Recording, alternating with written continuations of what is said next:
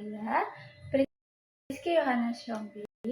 Pada kesempatan kali ini, kami akan membawakan materi mengenai akuntansi sumber daya manusia. Kali ini saya akan membawakan materi bersama dengan teman-teman saya. Dan pokok bahasan yang akan kita bawakan dalam materi ini, yang pertama adalah pengertian, sejarah perkembangan dan manfaat, model-model ASDM, komponen yang diperhitungkan, implikasi strategis ASDM, metode penilaian dalam ASDM, tantangan dan solusi, serta kesimpulan dari materi yang akan kami sampaikan. Dari pengertian, akuntansi sumber daya manusia atau Human Resource Accounting atau bisa juga disingkat dengan HRA adalah cabang akuntansi yang berfokus pada pengukuran dan pelaporan nilai sumber daya manusia dalam organisasi.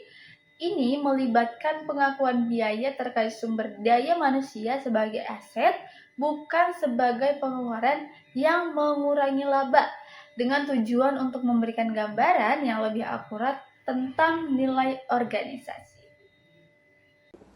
Selanjutnya itu ada sejarah perkembangan.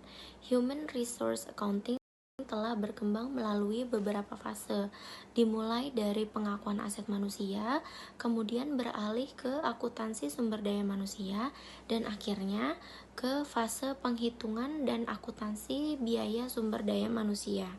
Perkembangan ini mencerminkan perubahan dalam lingkungan sosial, ekonomi, politik, dan keuangan. Sejarah Human Resource Accounting menunjukkan bagaimana penelitian akademis dapat meningkatkan sistem manajemen dan mempengaruhi praktik bisnis. Selanjutnya ada manfaat Human Resource Accounting.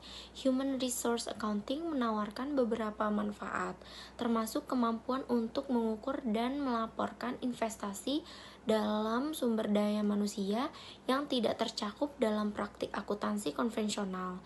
Ini dapat membantu dalam pengambilan keputusan manajerial dan pelaporan keuangan. Selanjutnya ada model-model ASDM. Ada 3, yaitu model Likert, model Hermanson, dan model Flamholtz.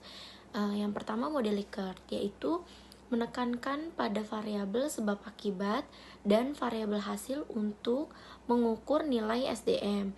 Yang kedua ada model Hermanson, yaitu fokus pada nilai manusia sebagai aset dalam laporan keuangan.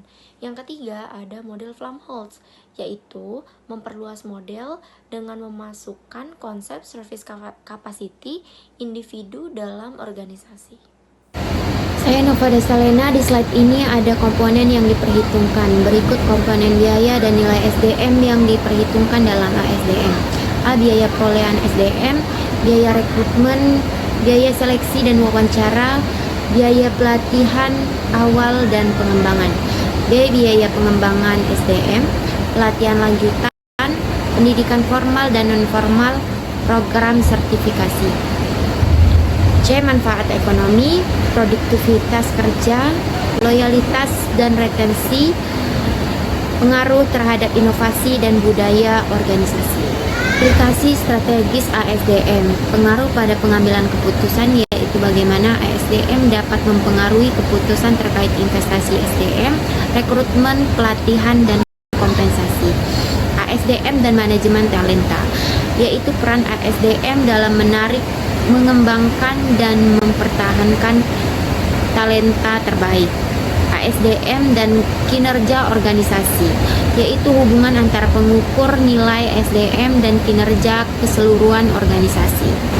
Berikut metode penilaian dalam ASDM.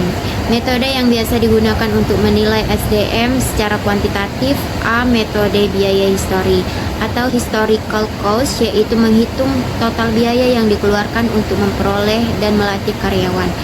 B. Metode biaya pengganti atau replacement cost, yaitu menghitung berapa biaya yang diperlukan jika perusahaan harus mengganti karyawan tersebut dengan yang memiliki kompetensi serupa. C. Metode nilai sekarang, kontribusi masa depan atau present value of future earnings, yaitu mengestimasi kontribusi finansial yang akan diberikan oleh karyawan di masa depan lalu menghitung nilai sekarangnya. Assalamualaikum warahmatullahi wabarakatuh. Perkenalkan, saya Okta Adityana. Sini saya akan menjelaskan tentang tantangan dan solusi. HRA menghadapi berbagai tantangan, termasuk ketidakmatangan teoritis, pemahaman yang terbatas, masalah integrasi dengan budaya perusahaan, dan kekurangan kompetensi penilai. Untuk mengatasi tantangan ini, disarankan untuk meningkatkan kerangka teori, meningkatkan kompetensi teknologi informasi, dan mengoptimalkan fungsi Departemen HR.